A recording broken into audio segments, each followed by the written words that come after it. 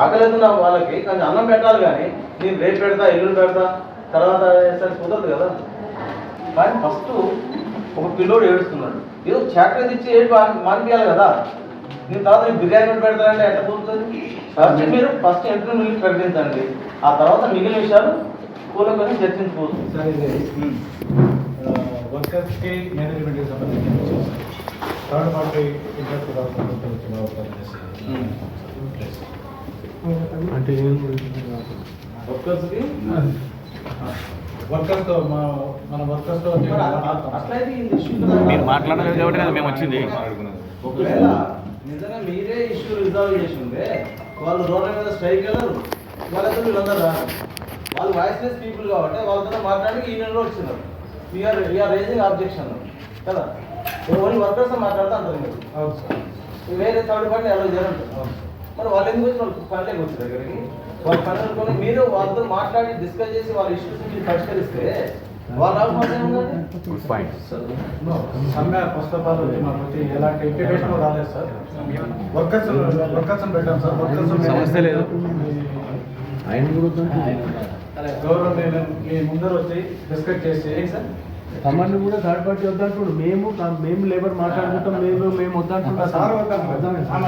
Sir third party కదా, sir third party కదా.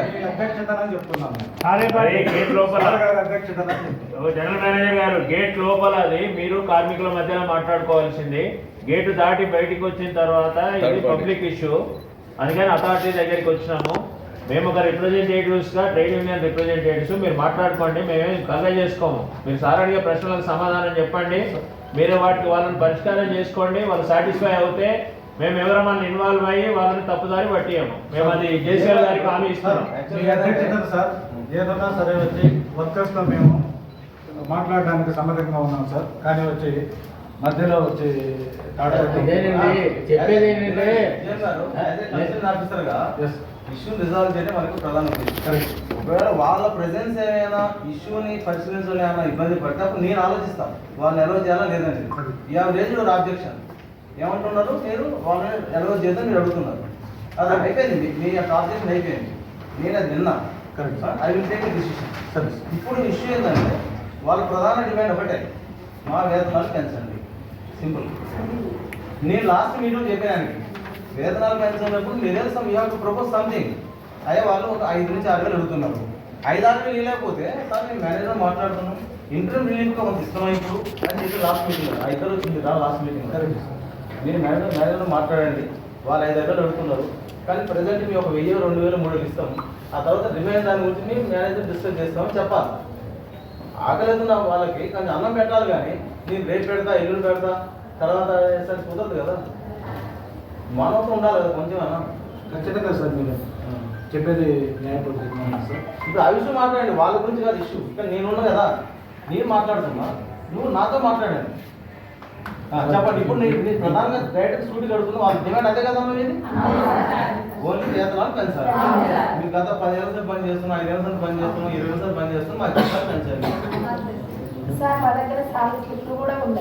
అదే చెప్పండి సార్. మీరు ఏమన్నారు, మేనేజ్మెంట్ మీకు ఏం వచ్చింది, మేనేజ్మెంట్ ఏం చూస్తుంది అది అక్కడే చెప్పట్టిన ఫోకస్ వాళ్ళ మీద కాదు. వాళ్ళందరూ కూడా వీళ్ళకి తెలియని వాళ్ళకి తెలియజెప్పడానికి వచ్చిన వాళ్ళు, డిస్టర్బ్ చేసుకున్న కాదు వాళ్ళు. అర్థమైందా సార్? నాకు అర్థమైంది సార్. వాళ్ళు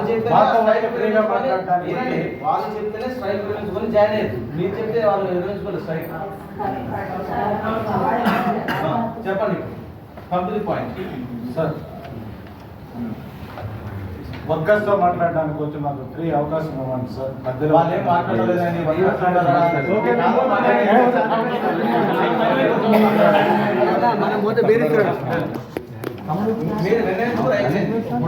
ఇప్పుడు నేనేమంటాను, వాళ్ళు ఏమైనా డిస్టర్బ్ చేస్తే ఈ కన్సెషన్ మీటింగ్ డిస్టర్బ్ చేస్తే ఇష్యూని పరిశ్రమలో వాళ్ళు ఏమైనా ఆటంకం ఏర్పడిస్తే అప్పుడు నేనే వాళ్ళు బయటకు పంపిస్తాను.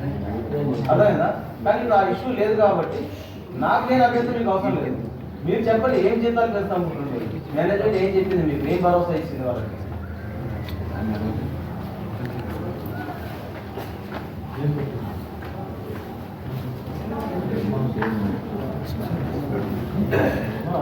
అట్లా కాదండి, వాళ్ళు పని చేయకపోతే మీ సంస్థ నడవదు.